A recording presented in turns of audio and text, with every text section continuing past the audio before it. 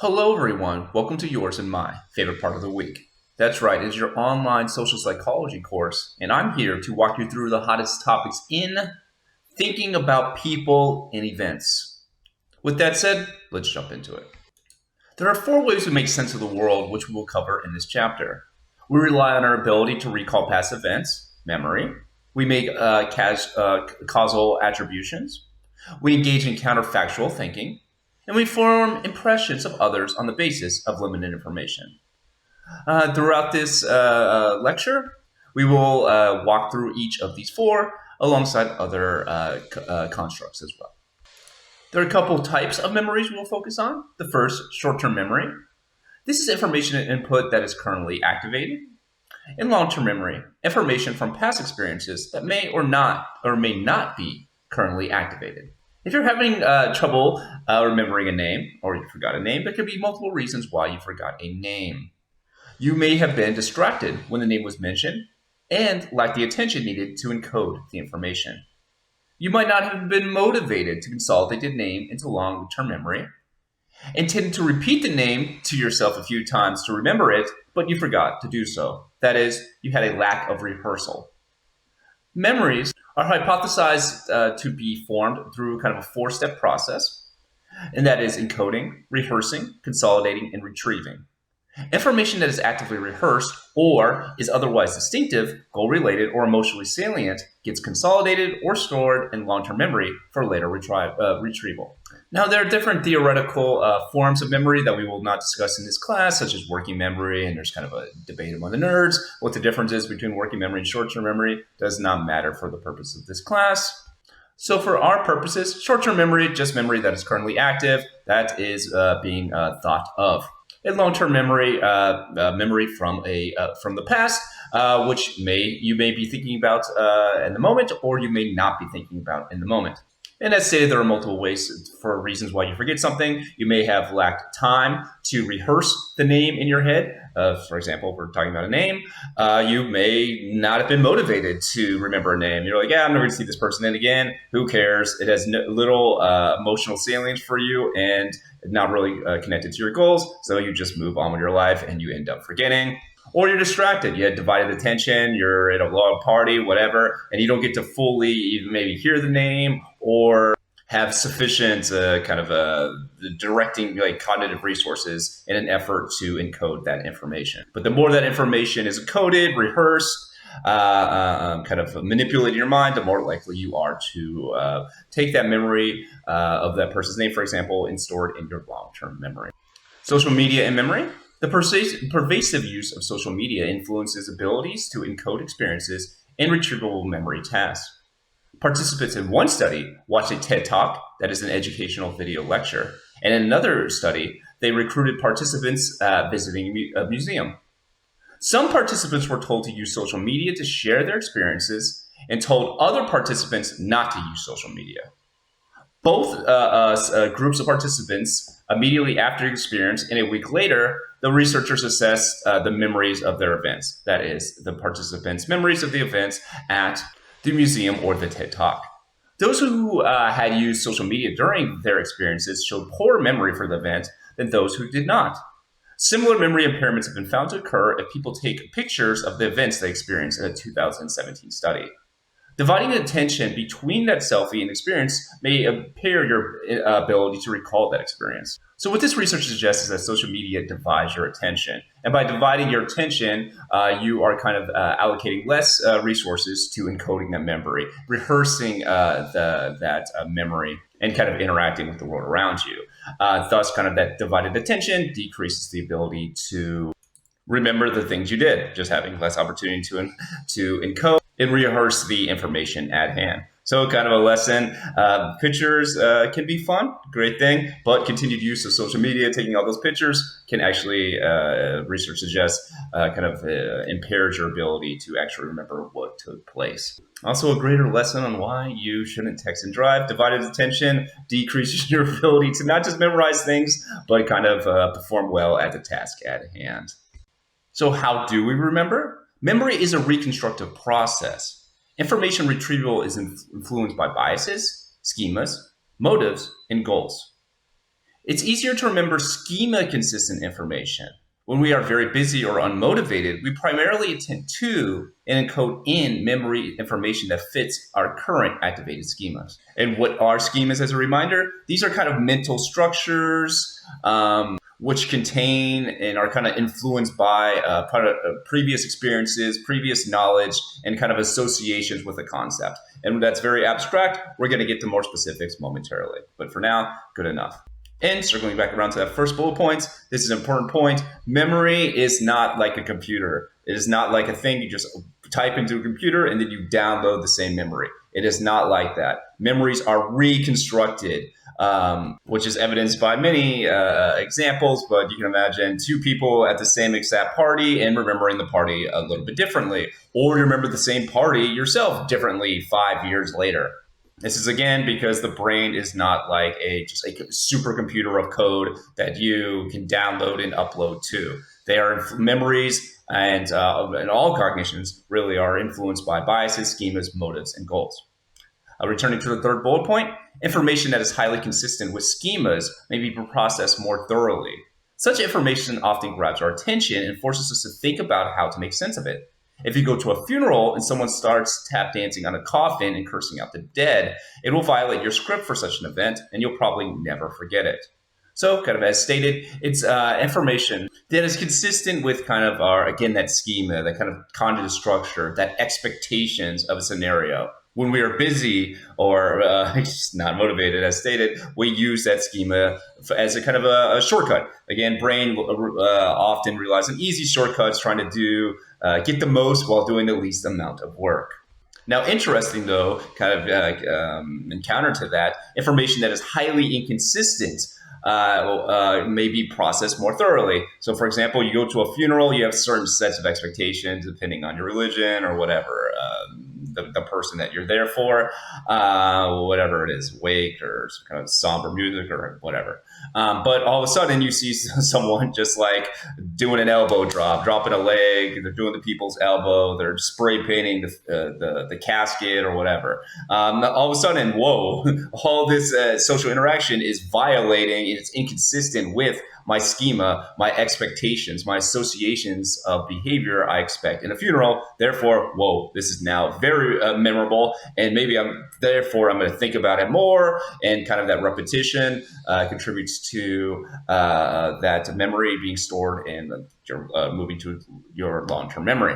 But as stated, memory, you just don't download it back into your active use, but rather kind of think of it as almost like scratch notes or like post-it notes of little information that you reconstruct. And even then, that reconstruction influenced by your motives and goals through time. Now, let's give a more concrete example of a schema from some research here conducted in 1981 by Cohen. In this study, participants watched a videotape of a woman the researchers described as either a librarian or a waitress. The woman in the video noted that she liked beer and classical music. When later asked what they remembered about the woman, participants who believed she was a librarian were more likely to recall that she liked classical music. Participants who believed she was a waitress were more likely to remember that she liked beer. So why the difference in the memories? One interpretation is their schema, that is the participant schemas, of the woman may have led the participants to look for and therefore tend to find and encode into long-term memory characteristics she displayed that fit their schema of her. So, in other words, when the researchers told one group of participants that the woman was a waitress, all of a sudden a whole host of kind of associated behaviors and thought processes associated with waitress became active in the participants' memories or in their cognitions. So whatever, alcohol, maybe loud music, a busy venue, something like that. And thus, the researchers activated the schema for waitress in those groups of participants. Thus, as those participants watched the video of the woman talking about their interests, they were more likely to remember information consistent with the schema of the waitress, because that kind of cognitive schema was already activated within those participants. versus the group of participants who were told that the woman was a librarian. So again, schema associated with a librarian, maybe reading, classical books, kind of nerdy, whatever. So when they're watching the video, now those participants are more likely to be attuned to information consistent with the library schema, aka classical music. Thus, by activating different schemas within the two participants, the different groups of participants were attuned to different types of information, and those types of information was the information consistent with the schema, aka being a librarian, that is classical music, or being a waitress, that is she liked beers, is kind of the interpretation here. Current schemas also affect current views on past events. There's something called mood-congruent memory. People are more likely to remember positive information when in a positive mood and negative information when in a negative mood. And in general, people have kind of a rosy recollection bias. So stopping there momentarily, people say you get like a free gift or whatever. You wanted some kind of scratch-off ticket. You hit your parlay, whatever. And then all of a sudden you go buy a car or TV. Well, now that TV is the best. It's awesome. Everything is awesome. You're in kind of Lego land. You're in the Lego movie. Versus kind of a negative information when you're in a negative mood. You can think of kind of someone who's like depressed. They are more likely to be in a negative mood and thus kind of more likely to dwell on and think about negative information. However, there are cultural differences in the tendency to attend to or remember schema-consistent information. So, for example, in individualistic cultures, their ways of thinking, this again broadly stated, people prefer to have well-defined concepts that are distinct from each other and stable over time. So consistency is highly valued. In collectivist cultures, again broadly stated, people tend to think of concepts, including other people, as varying over time and situation. Intolerance for an inconsistency is greater. Some scholars have argued that this is related to dialecticism. That is a way of thinking that acknowledges and accepts inconsistencies. Evidence supporting this argument includes Spencer in 2009, who asked participants to recall aspects of themselves. Chinese participants were likely to remember aspects that implied more inconsistent self-descriptions than were white American participants. So these cultural ways of thinking influences our memory biases.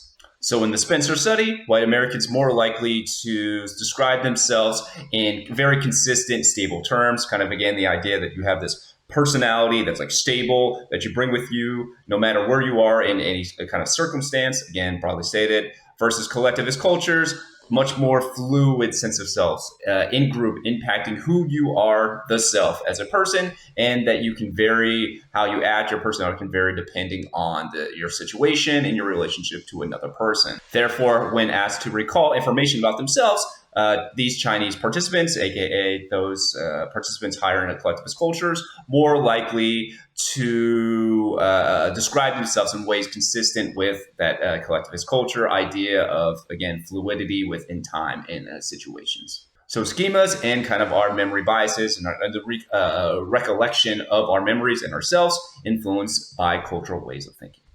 Misinformation effect. Memories are biased by our schemas both when we first encode new information and when we later recall it. So kind of initially and then later on when we are trying to remember that information. The misinformation effect is operationally defined as a process by which cues that are given after an event can plant false information into memories. In this classic study, researchers had two groups of participants watch a car crash. The first group of participants were asked, after watching the video, how fast was the car going when it hit the other car? The second group of participants were asked how fast was the car going when it smashed into the other car. And the researchers found that the participants who were asked the question with the word smashed estimated that the car was going faster than participants who were asked the question with the word hit. What happened when participants were later asked if there was broken glass at the scene of the accident? Participants who were earlier been exposed to the word smash were more than twice as likely to say yes as were participants previously exposed to the word hit, even though there was no broken glass at the scene. So this is an example of how cues, in this case, how questions are asked can influence the response of a participant. In this case, even creating false memories. So the word smash, kind of more violent, more direct versus kind of hit.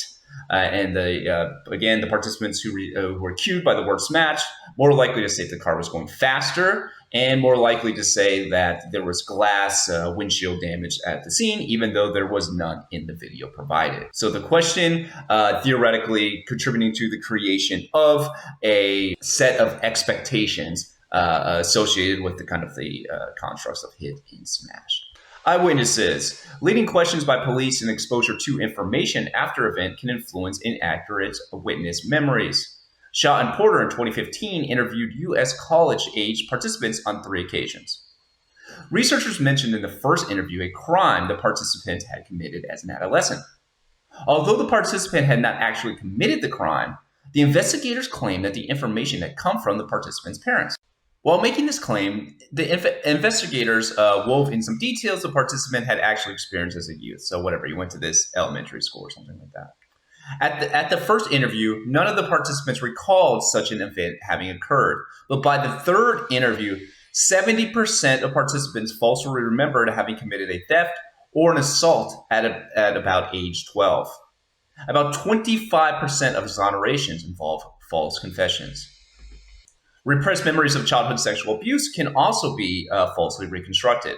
This may occur when a person is especially susceptible to suggestion, is suffering from psychological difficulties, and is motivated to understand and get past those problems. So previously we saw that information cues in the way that questions are presented can influence a person's memories. Here we see evidence that false confessions can also take place. Again, about 70% in this study.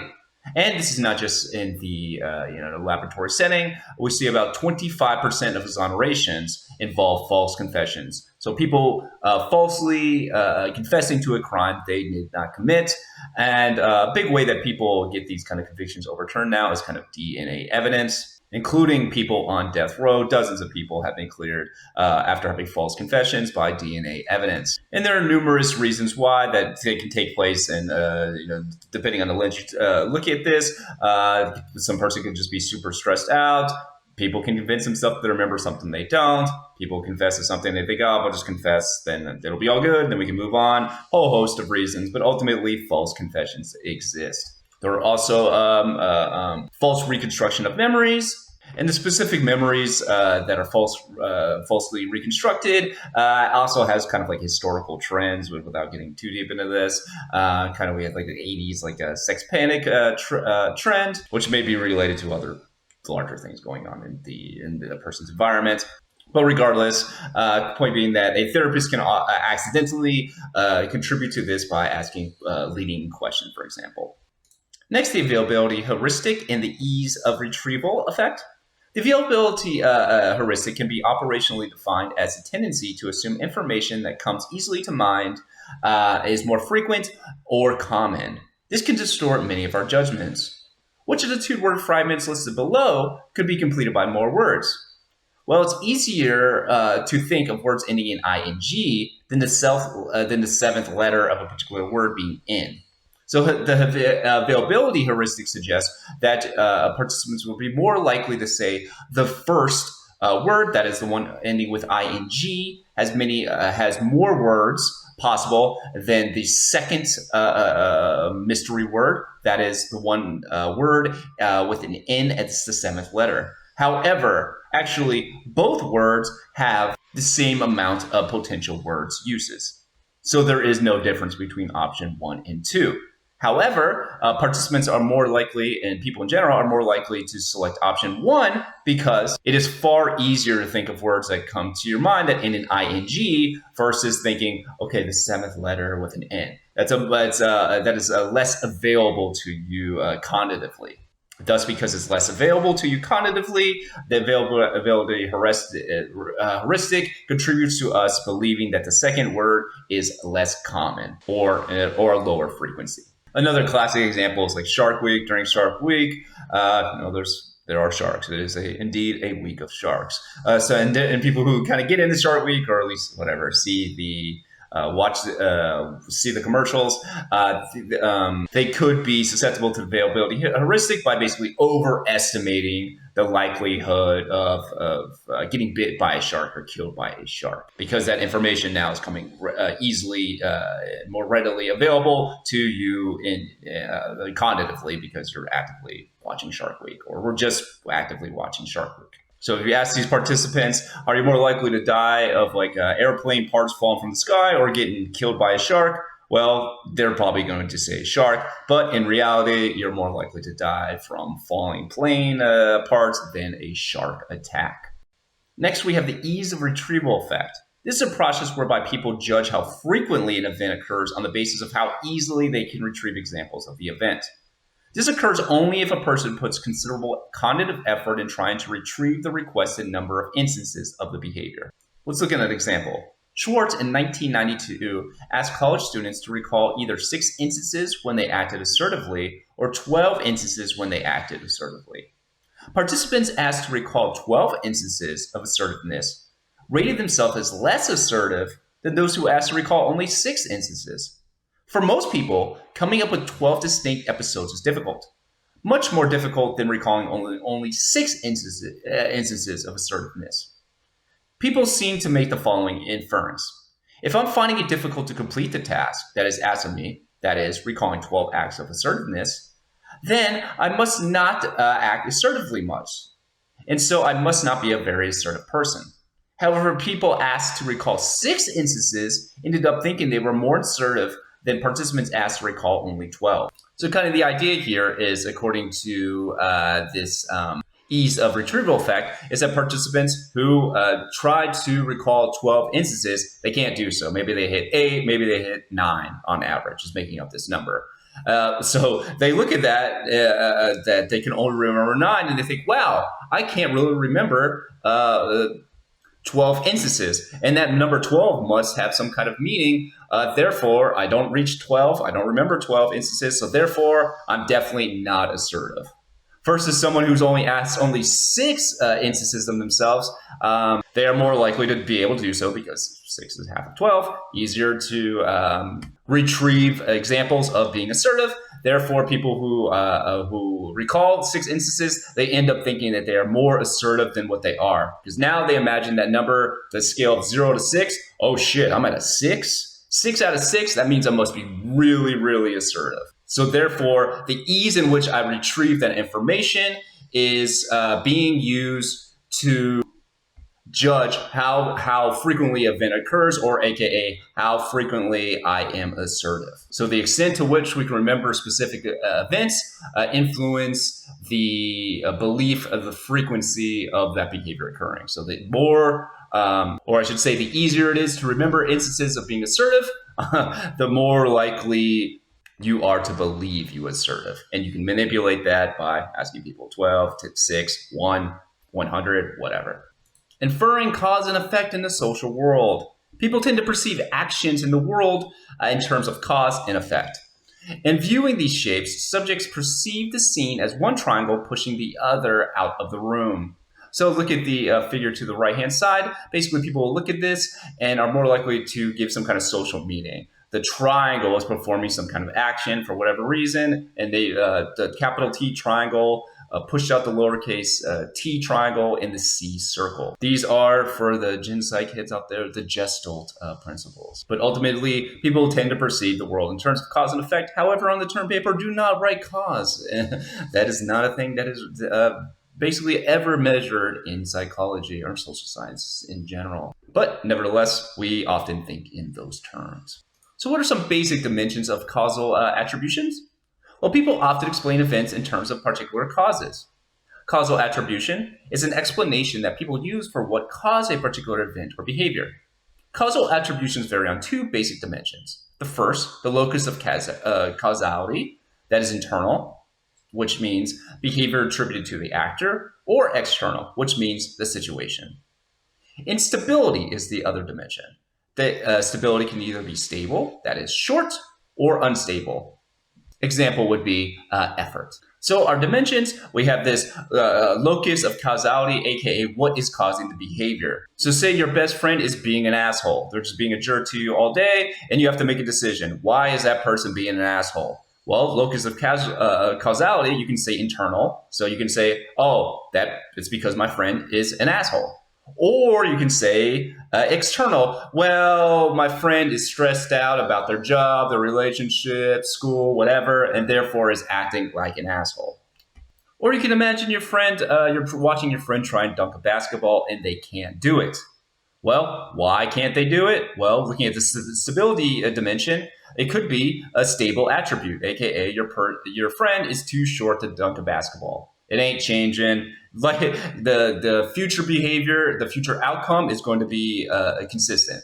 Doesn't matter what day of the week that your friend tries, they're not going to be able to dunk a basketball. Or it could be unstable, such as your friend really isn't trying that hard to dunk a basketball. Your friend is just goofing around. They don't really care, like whatever. It's a matter of effort. So therefore, in the future, maybe your friend tries harder and then they can dunk a basketball. So these basic dimensions not only allow for interpretation of the immediate behavior, but also allows you to make predictions about future behavior from your friend. That is, whether they can dunk or whether they will be an asshole. Let's see how this plays out in a school classroom. Research suggests that boys tend to attribute math difficulties to lack of effort or a bad teacher. Girls are more likely to attribute their math difficulties to lack of math ability. Most predictive attribution for poor performance is a lack of sufficient effort. Dweck in 1978 created this attribution retraining program. The retraining program encouraged grade school children to attribute their failures to an internal but unstable factor, that is, a lack of sufficient effort. So here we can see kind of the impact maybe of like gender roles and gender expectations, especially 50 years ago or so, and you can even think 100, 200 years ago.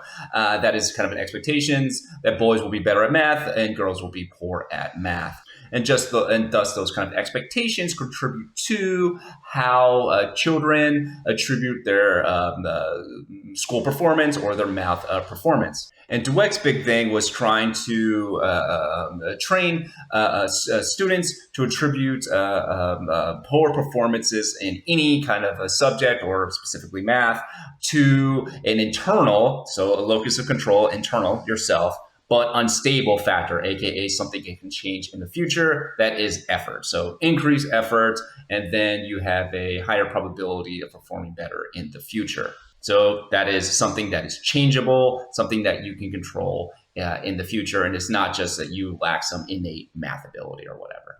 Which brings us to this idea of fixed and incremental mindsets. Entity, that is a fixed mindset theorist. Within this framework, attributes cannot be controlled or changed, versus incremental, or sometimes referred to as growth mindset theorists, that this refers to attributes which are malleable. So in fixed mindsets, you got it or you don't. So for example, you take a math test, you failed. You failed. You don't got it. You're never going to be good at math. It is what it is. It's fixed. It's locked in stone. Versus this incremental mindset or growth mindset, that is, the attributes are malleable. They can be changed. So if you bomb a math test, who knows? It might be because whatever, you're stressed at home, you're busy, it's your first time taking a math test, you never take a math test before, you're unfamiliar with this subject, but ultimately you can improve, you can grow, and because attributes are malleable. Research suggests that people with fixed mindsets are more likely to make more negative, stable attributions about themselves in response to challenging tasks. They perform worse and experience more negative affect in response to challenges and avoid opportunities to change.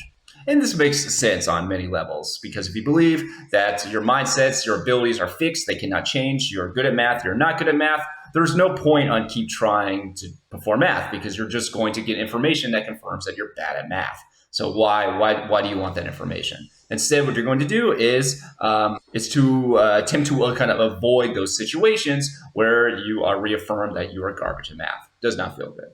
People with incremental mindsets are more likely to feel challenging situations as opportunities to improve. Recent research suggests training adolescents in growth mindsets improve grades among lower achieving students.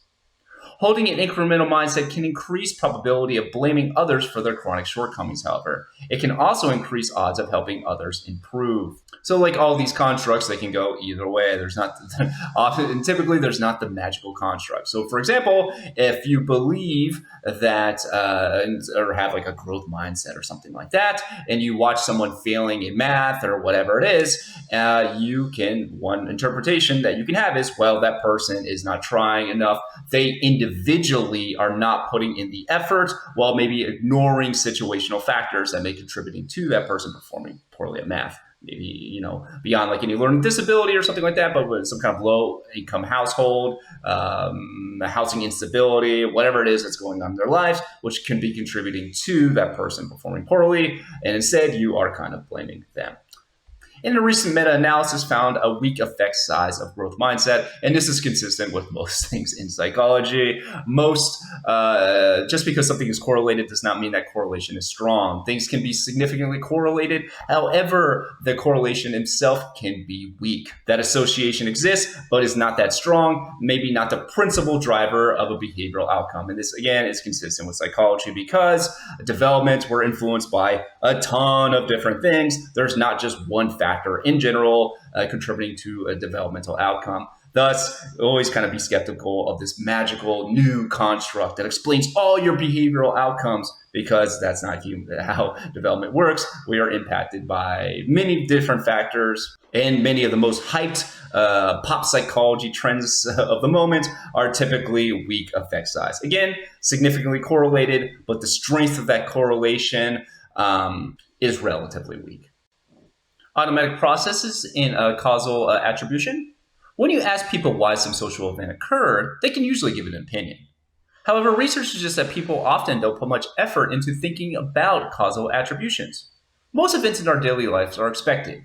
Consequently, we don't engage in an elaborate process to determine causal attributions for them.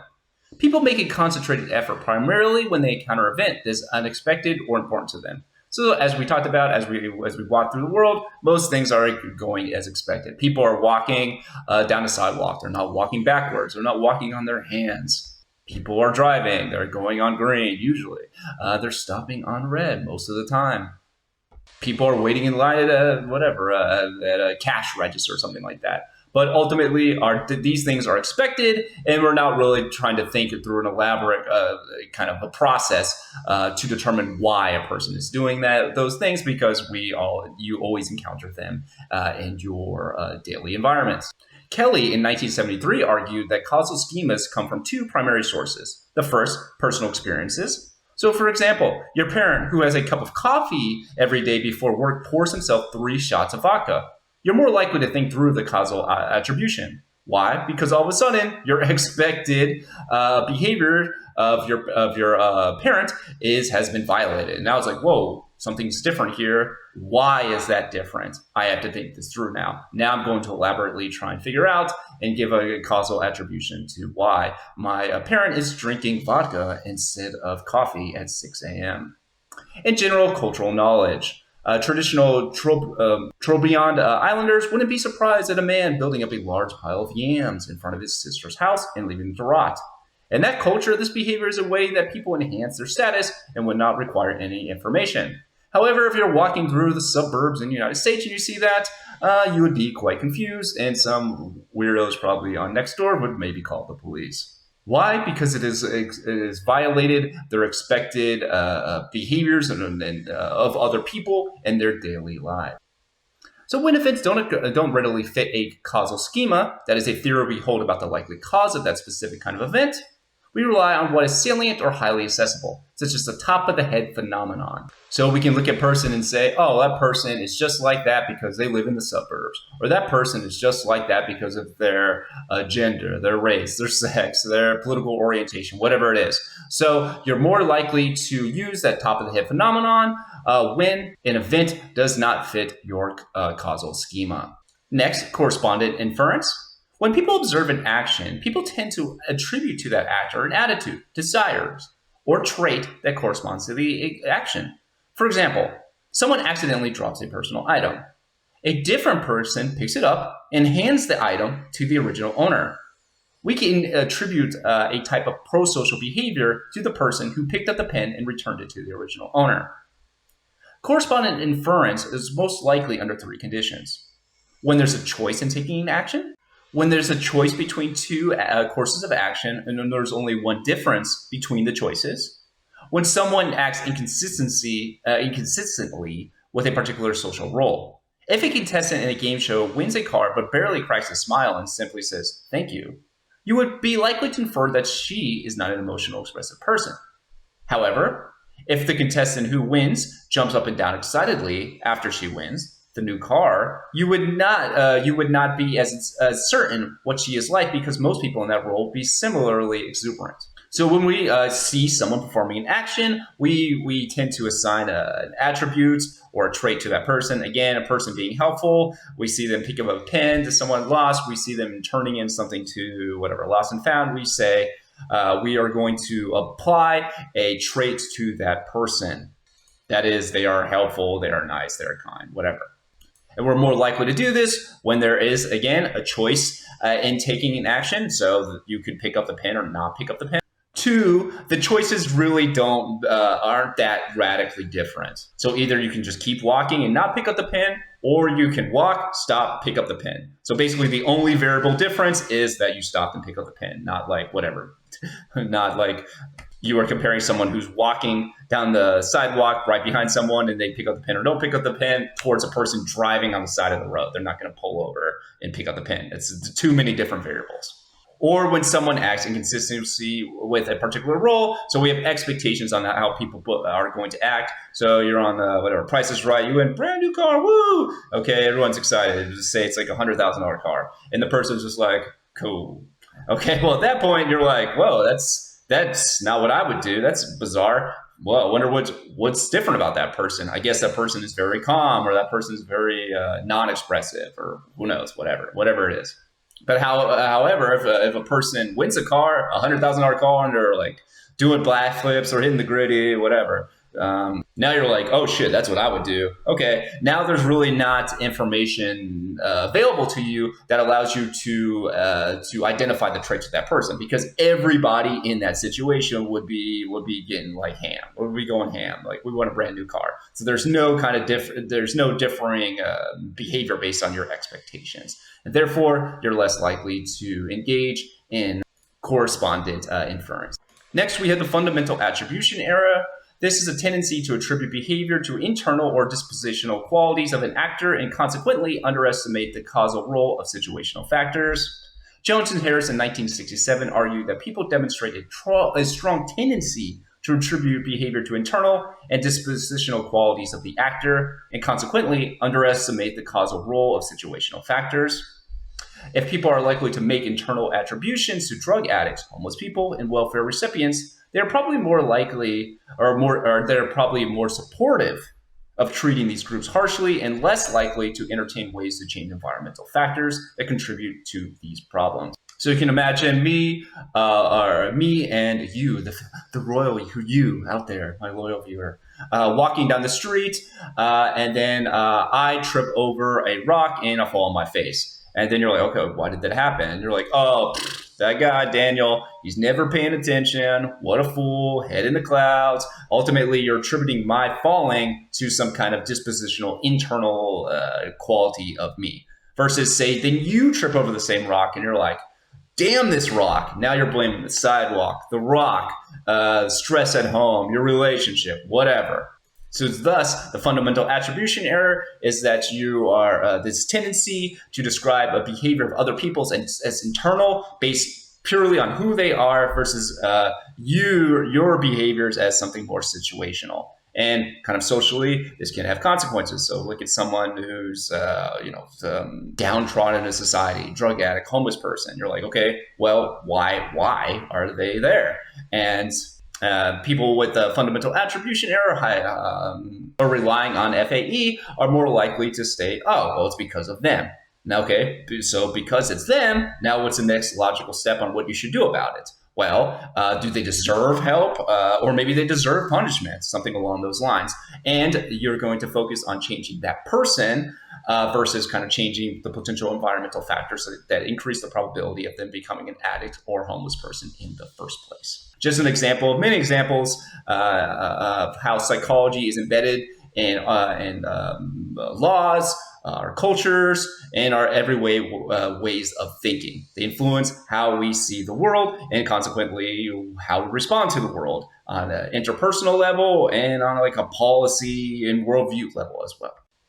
And as I already stated, FAE, kind of a subcategory under it, is this actor-observer effect, wherein the tendencies to make internal attributions for the behavior of others and external attributions for our own behavior. So this can be reversed by shifting people's visual perspective. So again, kind of the rock example, where I fall on a rock, you fall on a rock, and there's different reasons that a person will attribute to that tripping over the rock. Dorfman in 2019 found that people were more likely to make internal attributions for our successes, that is, I aced the test because I studied really hard, but external attributions for our failures, that is, I bombed the test because the instructor is so awful, he cannot teach someone to tie a shoe. The actor-observer difference is stronger for negative behavior. So we are more likely to engage in this actor-observer effect form of FAE when we are successful, aka when we're successful, more likely to say, yeah, it's because of me. Or when we fail, it's because of somebody else. However, there is marked variability in FAE across cultures. Some scholars have argued that FAE is a product of individualistic cultural worldviews, which emphasize personality traits and view individuals as being responsible for their own actions. When directed to explain behavior, people from more collectivist cultures, such as China, generally give more relative weight to external situational factors than do people from more individualistic cultures, a 1994 study found. Now, keep in mind that was in 1994, and cultures change. And there's been many economic changes throughout the world since that period still. Such research suggests that socialization in a collectivist culture might sensitize people to contextual explanations of behavior. Researchers suggest when the goal is to judge a person across culture studied, we judge people by their behavior. So when the goal is to judge the cause of a behavior, there's cultural variation in how much the behavior is attributed to the person or the situation. So kind of the argument here and kind of is that this FAE is really influenced by these individualistic cultural worldviews. That is, we are the stable personality across all circumstances. You are in control of your life. You're making your choices, and whatever, you're going to be rewarded or not rewarded by either some kind of cosmic being or some kind of market, kind of oriented, secular market kind of idea. But you are ultimately responsible for your own ship, captain of your own ship, and you can make your decisions as you go. Again, kind of a very individualistic framework here. And again, there's evidence that suggests that more collectivist cultures, such as participants in China in this 1994 study, explaining behavior in more contextualized ways. So understanding kind of those background of why or kind of hypothesizing that the background of a person or something external to that person is contributing to their behavior. So again, whatever, they're super stressed out, they're for whatever reason, low income, rough day of job, or maybe just like random chance, random shit just happens in the world. However, if you ask those still collectivist cultures to judge that person's behavior, specifically, not just look at the behavior and just say, hey, tell me what happened. But if you say judge that person's behavior, they're also likely to judge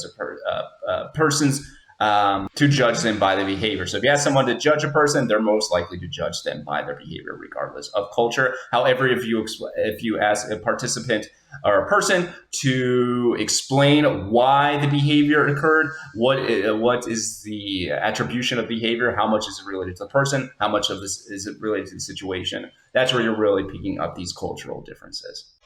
Putting conscious effort into making an attribution is like testing a hypothesis. So you can do this automatically, or you can do this, again, with more conscious effort. People generate possible causal hypotheses, which leads us to the covariation principle. This is a tendency to see a causal relationship between an event and an outcome when they happen at the same time.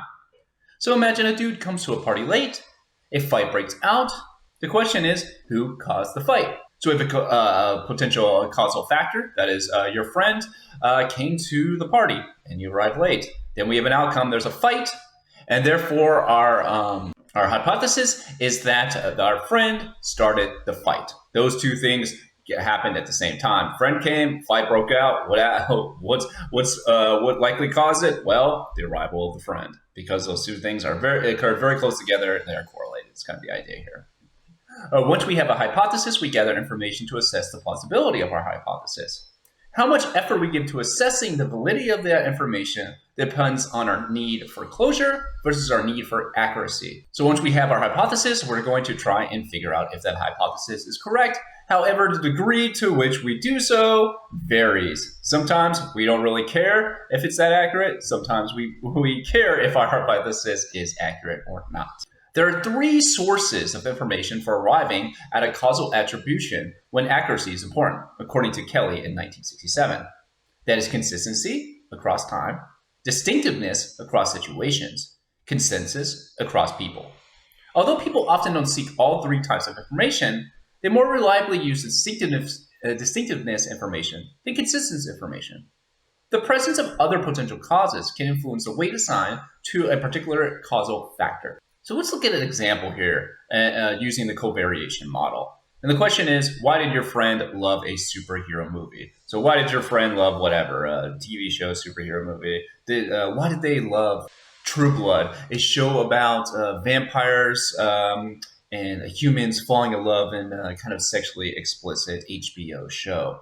So you can go distinctiveness, consistency, or consensus. This is the type of information you can take in. So consistency, it can be high or low. So say your friend watched True Blood multiple times and your friend loved it. That would be high consistency. Or your friend watched True Blood multiple times and they liked it once, and the second time they're like, this is kind of garbage. Woo, season 3 drags. That's low consistency. Or distinctiveness. So a high would be, oh, your friend basically never likes any kind of supernatural kind of shows. So therefore, whoa, this is highly distinctive. This is uncommon. Interesting. Or distinctiveness low. Your friend always loves all these supernatural vampire kind of shit. Therefore, distinctiveness is low. Or consensus. It can be high. Everybody loved True Blood. So great. Or low. Ooh, most of those seasons are kind of bad. And only your friend loved True Blood. Now, based on that type of information, if you're high or low on it, people's attribution of the opinion will vary. So for example, when a behavior is high in consistency, high in distinctiveness, and high in consensus, an external attribution is more likely. So if your friend is consistent, they always love True Blood, they can watch it 1,000,000 times, that's high in consistency. It's high in distinctiveness, aka your friend doesn't like supernatural movies or shows, but they love True Blood, and everybody loves True Blood, it's high in consistency. Then an external attribution is more likely, aka the movie is, or the TV show is good. When the behavior is high in consistency, low in distinctiveness, and low in consensus, an internal attribution is more likely. So your friend loves True Blood, they're consistent, they can watch it 1,000,000 times. However, your friend always likes supernatural things, aka they're low in distinctiveness, and is low in consensus. That is, True Blood is rated as like a 10% on Rotten Tomatoes. Then you're more likely to say, the True Blood's probably not that good. This is probably just my friend really liking this kind of TV show or genre. And then finally, the discounting principle. This is a tendency to reduce the importance of any potential cause of another's behavior to the extent that other potential causes exist. So why is a player good? If there's an active steroid scandal going on, a person is more likely to attribute performance on that factor. So when a behavioral outcome is happening and there are multiple possible reasons, and in particular one potential cause exists that can explain the behavior, you're more likely to lean on that other potential reason. So again, say a player's really good, they're like, oh, this is awesome, they're hitting all the home runs, and you're like, oh wait, everyone's actually taking steroids right now. So I'm going to discount that player's good, and instead I'm going to rely on that potential other causal factor, that is drug use, increasing the performance of this athlete. So why are causal attributions important? Who gives a shit? Well, causal attributions play a large role in the judgment and decisions people make about other people and about themselves. Causal attributions are ambiguous because we can't really see or measure causality. Rather, we base on guesswork because we rarely, if ever, have direct evidence that, quote, proves what caused a given behavior. So in general, we have very limited information about why a person's doing anything. We generally don't always know why exactly we're doing something. But for other people's, we even have less information. We're relying on actions that we can see, and it's very typically a limited amount of behaviors that we do see, and then making inference that can never be, quote unquote, proved. We're never going to sit that person down in a laboratory and test them on think of a way to kind of measure their personality traits or why they behave the way that they do in particular situations. Causal attributions are derived from complex and ambiguous circumstances that encourages a variety of motivations. Knorr and colleagues in 2019 found that motivational bias people's attributions. So, for example, when Germans who were, quote, anti-immigration read about a violent Syrian refugee, they ascribed that violence to terrorist motivations. However, Germans who were, quote, pro-immigration attributed that violent behavior to a particular disorder within that Syrian refugee. So again, because causal attributions, we're making causal attributions based on very limited information that's very complex, why anybody does anything, and typically in ambiguous real-world circumstances when there's all kinds of factors going on, our biases can contribute and our motivations can influence our attributions. As shown kind of this by Germans who have particular views on immigration and how those different worldviews can influence the interpretation of a behavior of that group, that immigrant group, in this example, Syrian refugees. Again, an example of how political policy, political structure, historical events, political ideology, values, all these kind of things contribute to kind of our daily interactions and with other people and how we view the world in kind of our policy prescriptions in our interpersonal communications. Psychology embedded in everything in life. Attributions also contribute to us likely to blame others or even at times to blame ourselves. So messages advocating for women's empowerment can actually increase the odds of women attributing responsibility for gender-based disadvantages to themselves. Message indicating that women have the power to overcome workplace gender inequalities can also contribute to them to perceive themselves as being responsible for creating the inequalities. So we kind of all like see these various like slogans or catchphrases or whatever. Where it's like, woo, empowerment, just not women, but whatever, any empowerment. And that can fix whatever it is that the disadvantage is, or anybody's empowerment. Well, kind of similar to that FAE discussion we talked about with the biases or the influence of individualistic cultures. Here, you can kind of think of like, so therefore, all right, so this disadvantage exists because I have not empowered myself enough. Therefore, it's up to me to overcome these inequalities. Therefore, if I don't, I guess it's my responsibility, because if by definition empowerment can decrease those disadvantages, then why am I not being empowered, or how have I personally failed in empowering myself to challenge these things? And again, that's very much a kind of individualistic framework, but that's kind of those are the frames and the norms that kind of generally just probably say that exist in the U.S., for example, and therefore the example of kind of the pluses and kind of negatives to those kind of frameworks of notions of kind of a changing society, for example. They also help us maintain our preferred view of the world. Lerner argued people generally prefer to believe the world is just that good things happen to good people and that bad things happen to bad people. When people are strongly motivated to believe the world is just, they are especially likely to blame people who've had bad things happen to them, such as those who have contracted STIs, rape victims, battered spouses, and poor people. We value people who affirm our preferred way of viewing the world. We tend to like those who buy into the world being just and think they are more likely to be successful.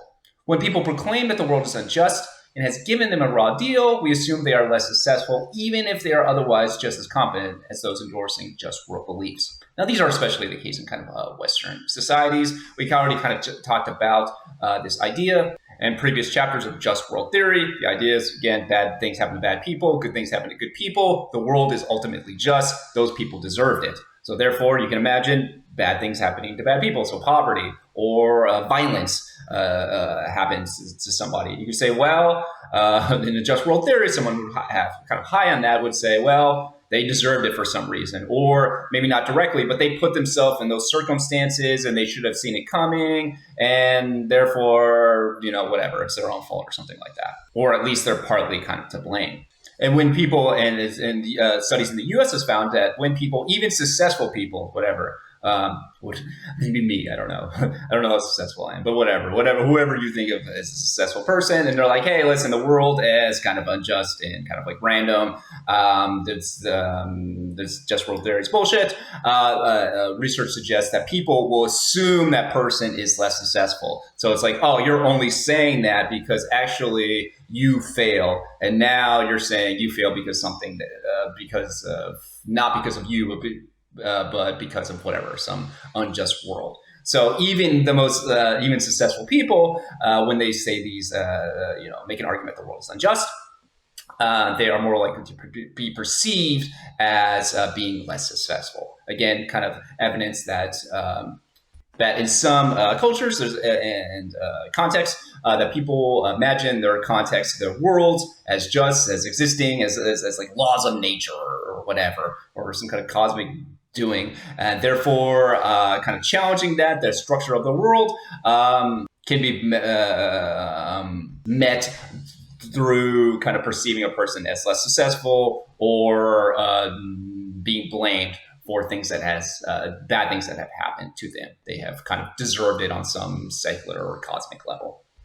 Magical attributions. Magical thinking is a type of attribution and a way to explain event causes. Believing that simply having thoughts about an event before it occurs can influence the event, for example. Freud argued that children's magical thinking develops this belief because their thoughts often do produce what they want.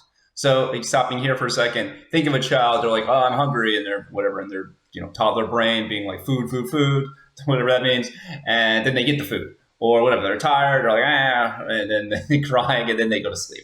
So kind of the idea here is that, oh, yeah, I actually do think of something, and then reality kind of, hashtag, manifests itself for me. In an adult world, this is basically saying, if you believing that simply having thoughts about an event before it occurs can influence the event. So if you think positively or whatever, something just magically is going to happen to you. You think positively and you're going to win the lottery. You think negatively, therefore the negative thing's going to happen to you is kind of the idea here. But to like an extreme extent. Langer argued illusion of control. People have an inflated sense of their ability to control random or chance outcomes, such as lotteries and guessing games. Participants given the opportunity to choose a lottery ticket believe they have a greater chance of winning than participants assigned a lottery ticket. So one potential reason for magical attribution is this idea that, especially in Western context, this idea of control. You have control of your life. Again, you're independent agents operating in the world. You can create your own destiny, even though that is a contradiction because destiny is written already. You cannot make destiny by definition. But regardless, you know what I mean. So the idea is you can create your own reality, do whatever. Your success and failures are ultimately to you. You have a sense of control. And in this research here, participants were given an opportunity to pick their numbers versus being assigned numbers. They're more likely to pick their numbers because whatever, you have a control, you have some kind of meaning associated with these numbers, even though statistically it makes no difference at all. Pronin and colleagues, encouraging thoughts about peers. People induced to think encouraging thoughts about a peer's performance in a basketball shooting task, such as, you can do it, felt a degree of responsibility for the peer's success.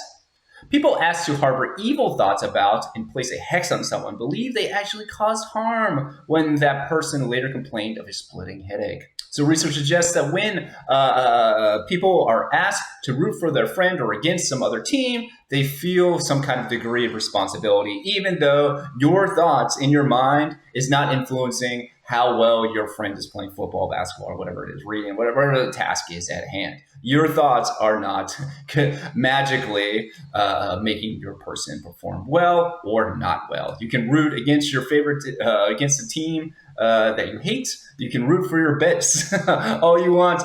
Actually has no difference. Makes no difference statistically. One also potential reason is that people realize that their well-being and even their being at all is subject to random, uncaring forces. beyond their control. To avoid this stressing awareness, people apply magical thinking to restore a sense of control. Supporting this account, research has shown that superstitious behavior is displayed more often in high-stress situations, especially by people with a high desire for control. People's motivation to cling to specific beliefs about the world and themselves can bias how they perceive and explain the world around them. So this kind of idea here is that deep down on some kind of unconscious level or whatever human level, you understand that actually your well-being is random. You can walk outside, get hit by a bus, and there's nothing you can do. You didn't pick where you were born. You didn't pick all the, the economic conditions that exist, the political conditions that exist. It is random. And it's beyond your control, and nobody cares. You just exist. So one way to deal with this kind of existential crisis is to engage in magical thinking and believe you have a sense of control. So again, your thought process can create reality. Now you're back in control. You individually now, especially in a global north or Western setting, are in control of, again, your hashtag destiny. You're going to, as all the signs that Francesca says, you're going to wish it, you're going to dream it, you're going to do it. And in highly stressful situations, people are more likely to kind of fall into magical thinking or superstitious behavior, especially if a person is already superstitious. But ultimately, as stated, and will be consistent throughout this class, people's beliefs about the world and themselves impact how you perceive and explain the world around you. Is the world good, bad, whatever, or somewhere in between, whatever good, bad means, and what you ultimately should do about it, how you should interact with people, how you view other humans, their pitfalls and their success, and how you think the world should be. Next, we have counterfactual thinking. One of the most remarkable properties of the mind afforded by the evolution of the human neocortex is the capacity to fantasize. Counterfactuals can be operationally defined as alternatives that run counter to what actually happened. A 1982 study sought to answer the question, what happens when you watch your favorite team get whooped? So you go to a basketball game to see your favorite team play. In one version of the game, your team gets their ass whooped. They're destroyed. They lose by 35 points. In another version, your team loses on a last-second, impossible 50-foot buzzer-beating shot. The question is, which is more upsetting? For both cases, the pragmatic outcome is the same. Your team lost. Theoretically, there should be no difference. However, in the second scenario, wherein a person threw up a Hail Mary 50-foot shot to win the game, in that scenario, it's easier to imagine a counterfactual in which your team would have won the game. If only that desperation heave had clanked off the back of the rim and they missed instead. However, if your team gets blown the hell out, it is much harder to mentally undo the loss, so it is less frustrating. So kind of the argument here is that one reason potentially why it hurts more when your team loses a close game is because you can imagine all these little microscopic little things that could have changed the outcome of the game versus you got blown the fuck out and you lost by 100 points. It does not matter. Everything went wrong. There is no single counterfactual you can focus on. Therefore, there's no what if, and the loss is less frustrating or emotionally painful for you. There are two types of counterfactuals we will look at. The first, upward counterfactual. This is an imagined alternative where the outcome is better than what actually happened. If only I had studied harder. If only I hadn't had that last tequila shot. If only I told her how much I cared about her. Generally, this makes us feel worse about what actually happened. We have regret and guilt over the incident. They can, however, provide insight into how to avoid a similar bad outcome in the future. So upward, you're imagining a scenario that is up, better, higher than what actually happened. So, all I had to do was just actually study just an hour more. Damn, man. Let's see here. That second tequila shot really hurt. I was feeling really good in that hour. I don't know about that fourth tequila shot, though. If I only just kept it at 2 or 3, I would have had it. Or if I just changed how I acted during this one Christmas party, we could have still been together. But ultimately, you feel regret, you feel guilt because a better outcome could have occurred. But at the same time, it can also teach you a lesson. Hey, don't take that third or fourth shot of tequila in the first hour. Wait an hour or 2. Wait 3 hours. Or maybe study a little more. Or, I don't know, don't start petty arguments on Christmas. Whatever it is. And next, we have the downward counterfactual, and imagine an alternative where the outcome is worse than what actually happened. Don't help us prepare for a better future, but they help us feel better about the past. By making salient possible outcomes that would have been worse than what actually happened, downward counterfactuals allow us to feel better about what happened. That's not a bad price, but what if the sign indicated that the shoes were reduced 50% from $199 to $99, you're shot in the leg and not in the head? So basically, ultimately, here the point is, you can imagine an outcome that was worse. You accidentally get shot, okay, that hurt, but at least I wasn't shot in the head. Damn, I dropped my wallet. Well, at least my wallet only had one of my credit cards, so I can replace that. It wasn't all my credit cards. So this isn't really allowing us, helping us that much to prepare for a future where we change behaviors. However, it's helping us feel better at the moment. Because what could have happened could have been way worse than what actually did happen. As such, our brilliant textbook authors argue that counterfactuals affect how we feel about our own achievements. Our subjective emotional reactions of satisfaction or regret are not determined so much by what did or did not accomplish as to the counterfactuals you generate about those outcomes. If you're down in the dumps and just want to feel better about what happened, downward counterfactuals, it could be worse, that is, and imagining a worse outcome can improve how you feel. However, this is not always the most productive response. Sometimes we can learn a lot from thoughts that make us feel worse. If the outcome pertains to an event that is likely to occur in the future, upward counterfactuals can give you a game plan for improvement or avoiding the bad outcome. It also depends on whether you're able to exert any control over the outcome that you experience or that you might face in the future.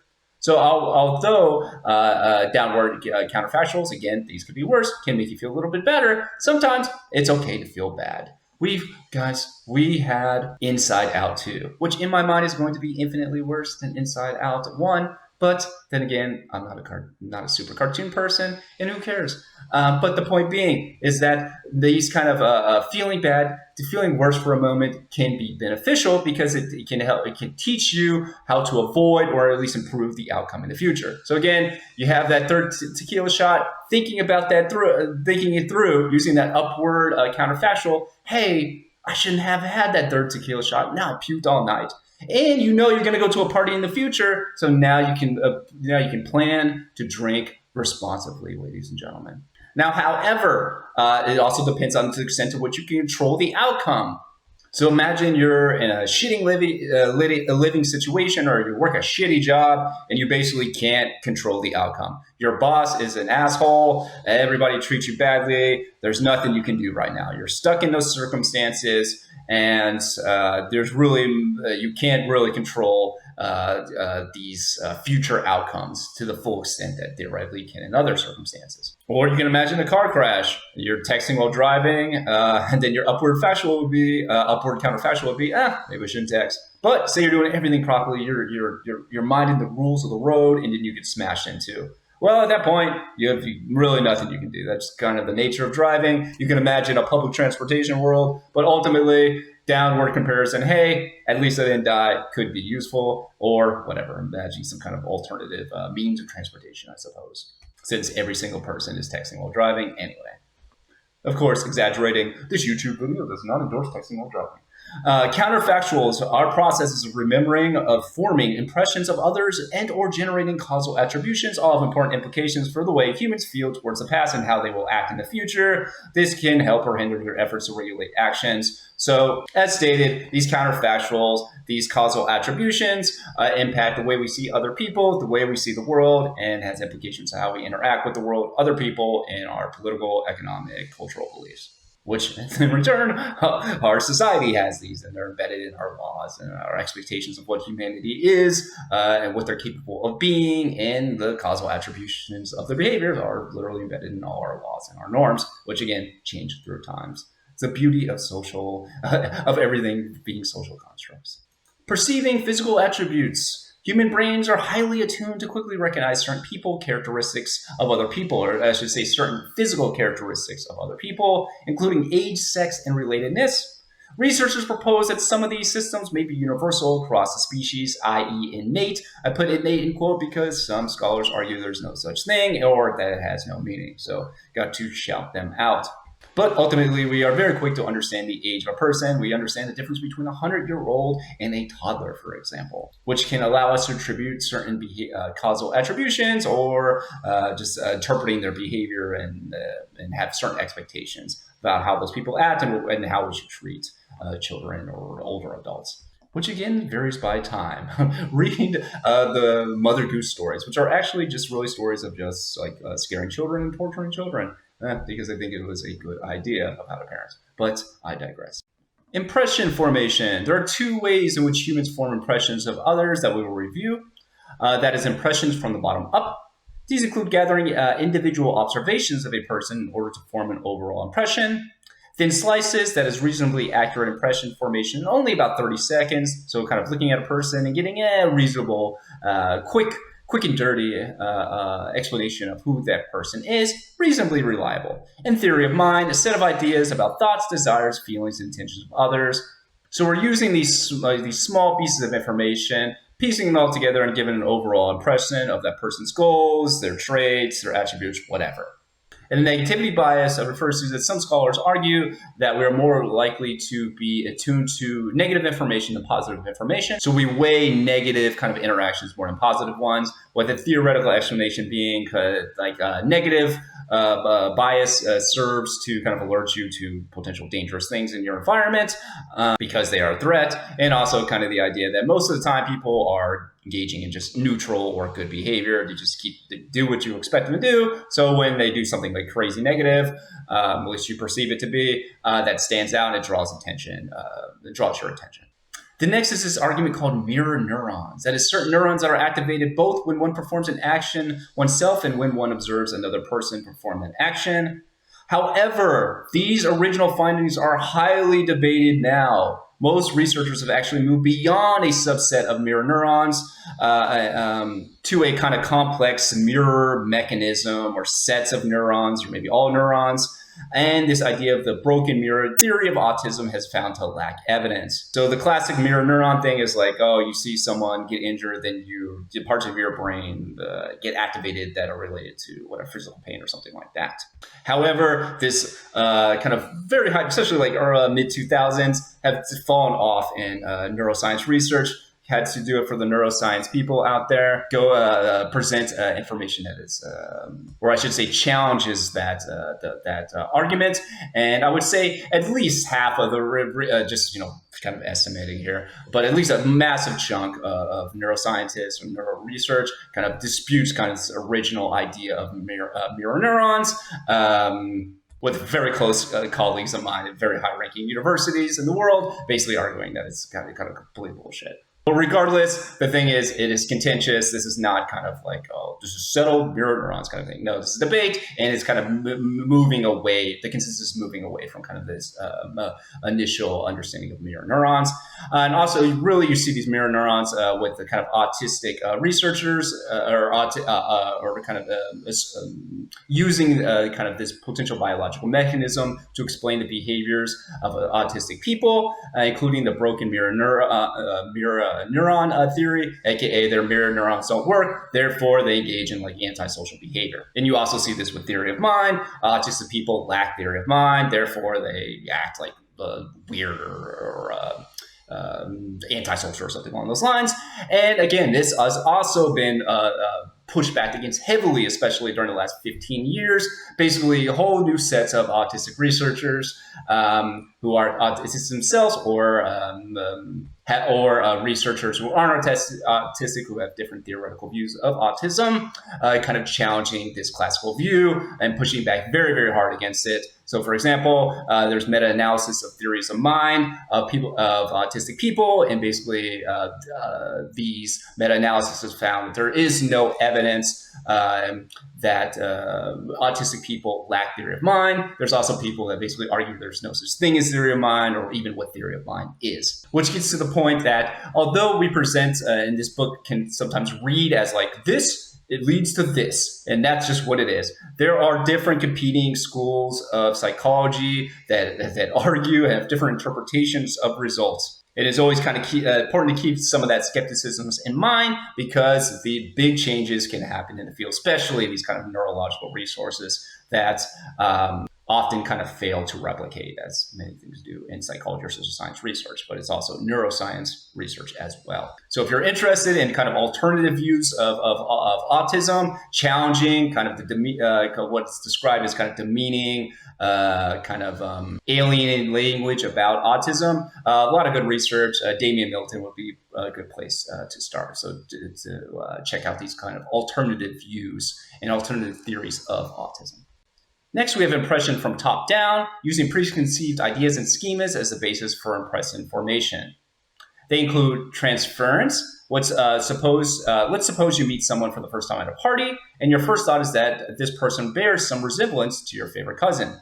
Research by Anderson in 1996 suggests that because of this perceived similarity between this new person and your cousin, you will be more likely to assume that this new acquaintance's resemblance to your cousin lies not just in appearance, but also extends to their personality as well. So you say, oh, that person looks like my cousin. I really like my cousin. My cousin loves to read. My cousin loves whatever. You're more likely to transfer those kind of personality traits or at least your interpretation of them to this new person.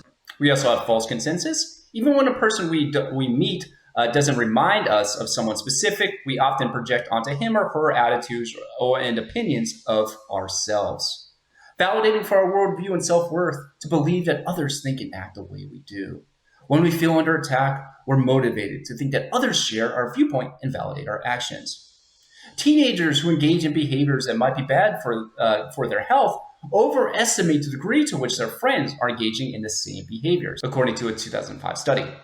If our group of friends really do like to smoke and drink, then in our own narrow slice of the world, it does seem as if everyone does it, because we forget to adjust for the fact that the people we affiliate with are not very representative of the population at large. So kind of interpreting this false consensus idea here is it's the belief that that the world agrees with us. We are projecting our own attitudes and opinions onto other people. I feel this way, therefore, to validate my worldview and to preserve my self-worth as a person, I'm going to believe and act like other people agree with me.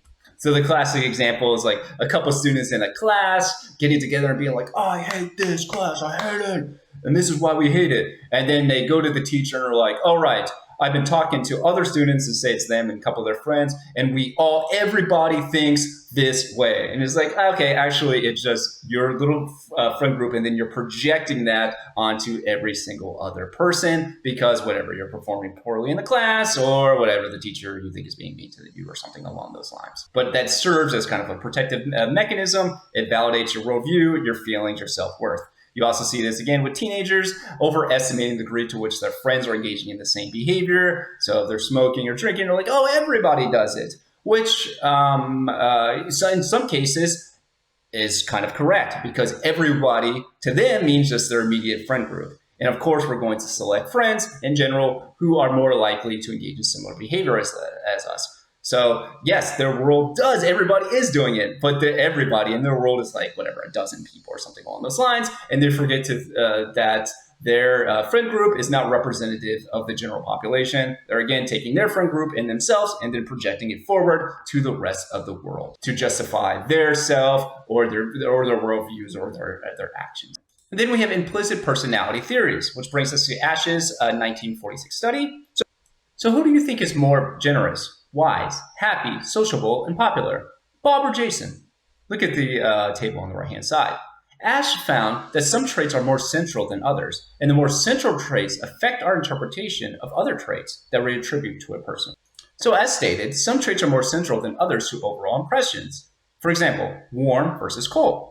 Changing just that one trait, which is a metaphor, not even a literal description of a person.